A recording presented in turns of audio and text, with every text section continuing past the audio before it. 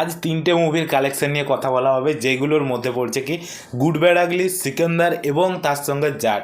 Good bad আগলি যে মুভিটার collection একটা ভালো রকম করছিল, কিন্তু সেই জায়গা থেকে এত পরিমাণ ড্রপ এসছে যেটা আপনারা চিন্তা ভাবনাও করতে পারবেন না। এবং সিকান্দার মুভি যে কি এখনও তার জায়গাটা ধরে রাখার জন্য এত পরিমাণ খেটে যাচ্ছে, কিন্তু তার শো দিন দিন কম হয়ে যাচ্ছে এবং মুভির কালেকশন আরও বেশি পরিমাণ কমে গেছে।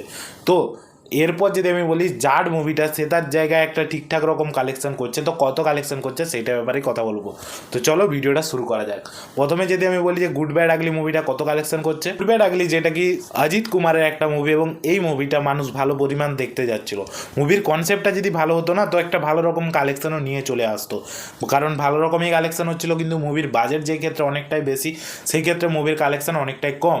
তো তাছাড়াও যদি আমি বলি যে সাধারণত এর একটা ফ্যান ফলোয়িং রয়েছে, সেই ক্ষেত্রে ফ্যানেরা এই মুভিটা প্রচুর পরিমাণ দেখতে গেছে, তো সেই ক্ষেত্রে এই কালেকশনটা একটা বেটার কালেকশন হয়ে ওঠেনি। তো মুভিটা কত কালেকশন করেছে, মুভিটা যদি আমি বলি যে প্রথম 4 দিনে মুভিটা কালেকশন করেছে 87,25,00,000 টাকা, যেটা একটা ভালো কালেকশন আপনারা বলতে পারেন যে প্রথম 4 দিনে একটা ভালো রকম কালেকশন এনেছে। তো তারপর কত কালেকশন এনেছে, তারপর মুভি যে কালেকশনটা সেটা প্রচুর পরিমাণে ড্রপ দেখা গেছে। 15 কোটি টাকার কালেকশন করেছে সাধারণত 5 নম্বর দিনে, এবং তারপরের দিনের কালেকশনটা সাধারণত একদমই কমে গেছে এবং সেটা কালেকশন করেছে 6,50,00,000 টাকার অ্যারাউন্ড, মানে যেইটা কি একটা খুবই কম কালেকশন আপনারা বলতে পারেন সাধারণত এই বাজেটের মুভি হিসাবে। 300 কোটি টাকা বাজেট, সেই ক্ষেত্রে এই কালেকশনটা কোনো একটা কালেকশনই বলে না। এবং তারপরের দিন যদি বলি যে আজকে কালেকশন কত করছে, আজকে মুভিটার কালেকশন 5 কোটি টাকা অ্যারাউন্ড করতে পারে, যেইটুকু সাধারণত প্রেডিকশন করা যায়। কিন্তু আগের দিনের প্রেডিকশনটা সাধারণত সেই ক্ষেত্রে কালেকশন করেনি, তার থেকে অনেক বেশি কম কালেকশন করেছে। তো সেই ক্ষেত্রে যদি টোটাল আমি নিট কালেকশন বলি, মুভিটা 113,75,00,000 টাকা অ্যারাউন্ড কালেকশন করেছে। এবং যদি তাহলে টোটাল গ্রস কালেকশন কত করেছে, মুভিটা টোটাল গ্রস কালেকশন করেছে 135 কোটি টাকা অ্যারাউন্ড মুভিটা গ্রস কালেকশন করেছে। তো মুভিটার টোটাল ওয়ার্ল্ড ওয়াইড কালেকশন কত, মুভিটা যে টোটাল ওয়ার্ল্ড ওয়াইড কালেকশন করেছে 154 কোটি টাকা অ্যারাউন্ড মুভিটা, যেটাকে ওয়ার্ল্ড ওয়াইড কালেকশন করেছে, যেটাকে একটা ভালো রকম কালেকশন আপনারা বলতে পারেন, কিন্তু একটা বেটার কালেকশন নয়, যেটাকে মুভির বাজেট অনুযায়ী। কারণ মুভির কালেকশন এত পরিমাণ ড্রপ দেখা যাচ্ছে, সেই ক্ষেত্রে মুভির কালেকশন একদমই কমে গেছে।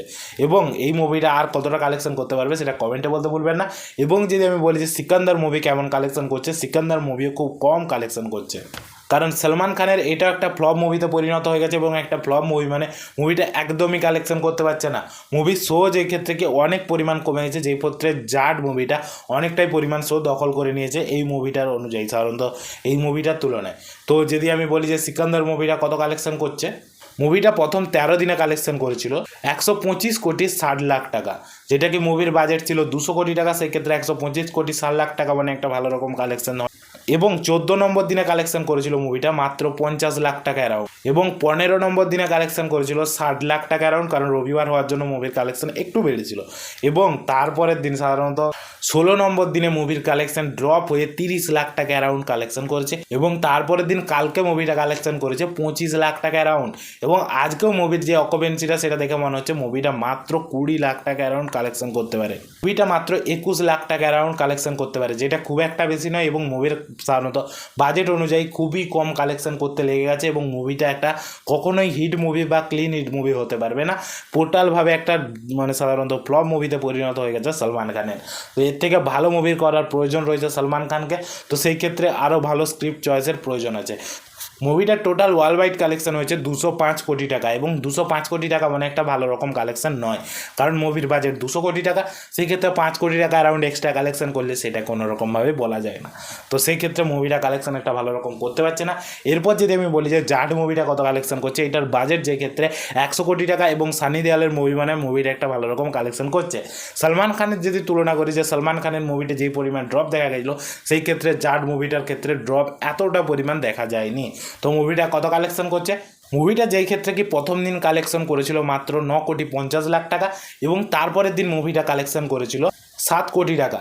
এবং তারপরের দিন মুভির কালেকশন বেড়ে 10 কোটি টাকা অ্যারাউন্ড কালেকশন করে, এবং তারপরের দিন মুভির কালেকশন আরও বেড়ে 14 কোটি টাকা অ্যারাউন্ড কালেকশন করে। তো সেই ক্ষেত্রে রবিবার হওয়ার জন্য মুভিটা একটা ভালো রকম অকুপেন্সি পায়, এবং সোমবার দিন মুভির কালেকশন আবার 7 কোটিতেই নেমে আসে। তো তো তারপরের দিন মুভিটা কত কালেকশন করে সাধারণত মঙ্গলবার দিন বা সাধারণত 6 নম্বর দিনে বা কালকের দিনে কালেকশন কত করে, মুভিটা কালকের দিনে কালেকশন করে 6 কোটি অ্যারাউন্ড। এবং 7 নম্বর দিনে সাধারণত আজকে মুভিটা কত কালেকশন করতে পারে, মুভিটা আজকেও অ্যারাউন্ড 5 কোটি টাকার কাছাকাছি কালেকশন করতে পারবে। তো টোটাল মুভিটা নিট কালেকশন কত হচ্ছে, মুভিটার টোটাল নিট কালেকশন হচ্ছে 59 কোটি টাকার কাছাকাছি।